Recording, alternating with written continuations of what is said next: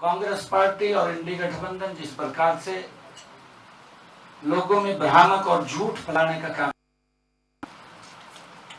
इससे समाज को भी नुकसान होता है, इससे देश को भी नुकसान होता है।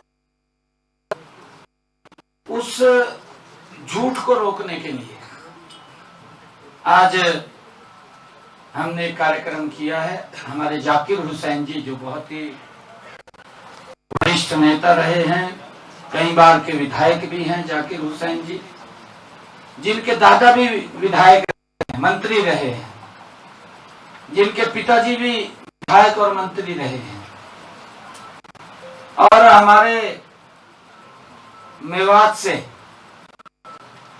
ये बहुत ही वरिष्ठ वहां नेता है, अभी वक्फ बोर्ड के हरियाणा के चेयरमैन भी, और हमारे जान मोहम्मद जी जो जिला परिषद के हमारे मेवात से,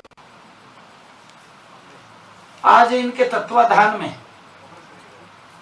आज मुस्लिम समाज के सभी हमारे गणमान्य लोग यहाँ पर आए थे। आज में बैठ करके खुले मन से चर्चा हुई है कि कांग्रेस का तो इतिहास रहा है, शायद कहानी सुनाई थी कांग्रेस की, वो कहानी है रमलू वाली। हाँ, एक रमलू था, ये चक्की रानी आवानी थी, अगर ताई नो कहने लगा रमलू कहाँ घूम रहा, कहा ताई, कहा चक्की रा हुआ,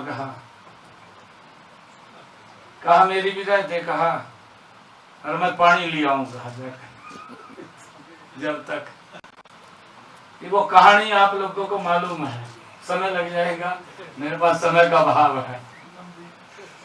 रमलू वाली स्थिति कांग्रेस की है, ये पता तो कुछ है नहीं है।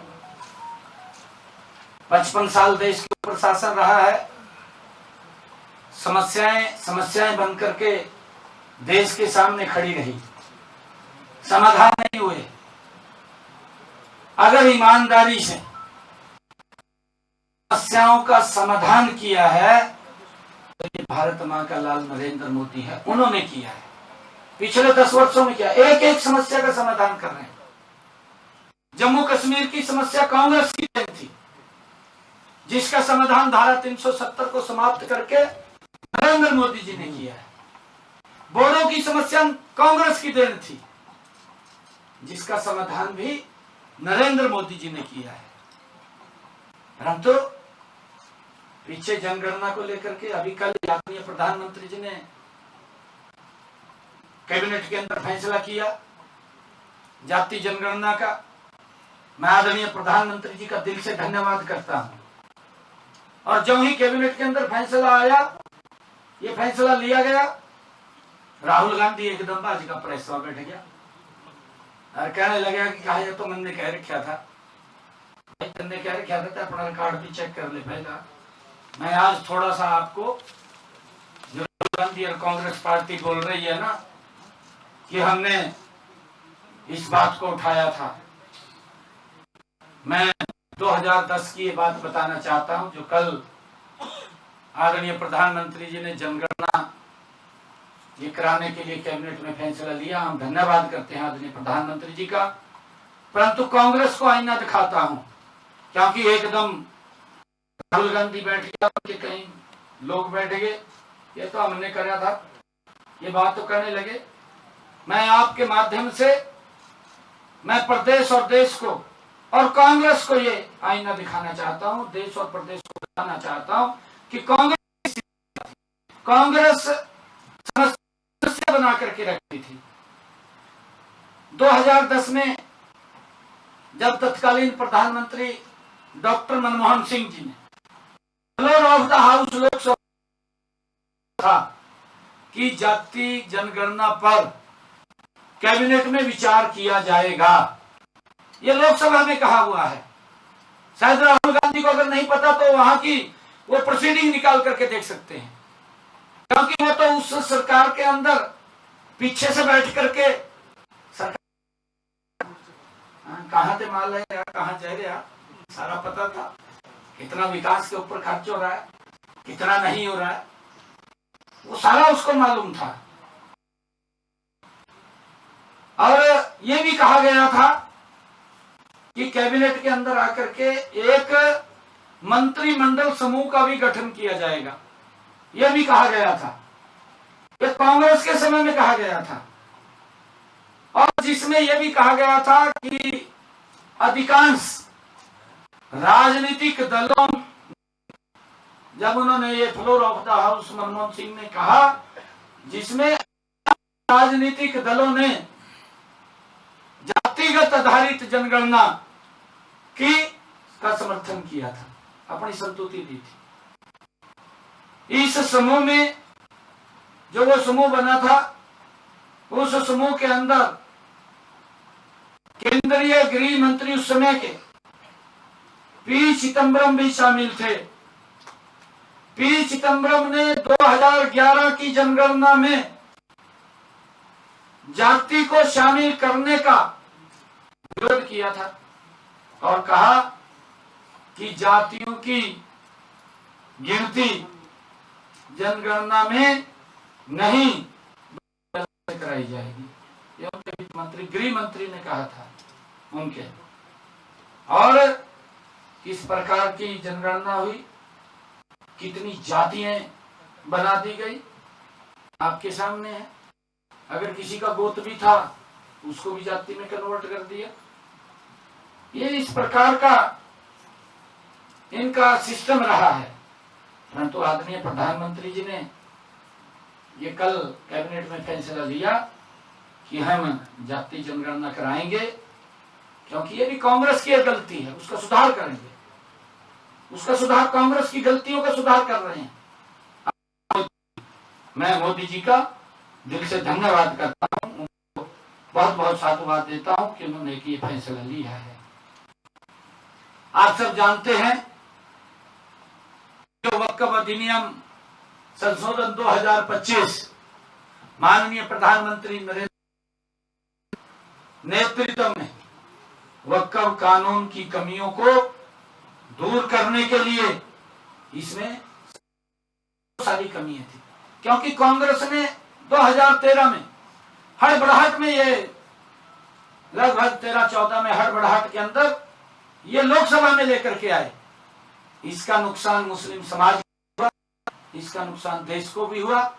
कांग्रेस कोई भी काम करती थी केंद्र बिंदु वोट बैंक रखती थी। नरेंद्र मोदी जी कोई भी काम करते हैं केंद्र, ये अंतर है मोदी जी की कार्यशैली और कांग्रेस की कार्यशैली में। कांग्रेस वोट बैंक को केंद्र में रख करके यह काम करती है, मोदी जी देश को केंद्र में रख करके कानून बनाते हैं, काम करते हैं, ये अंतर है।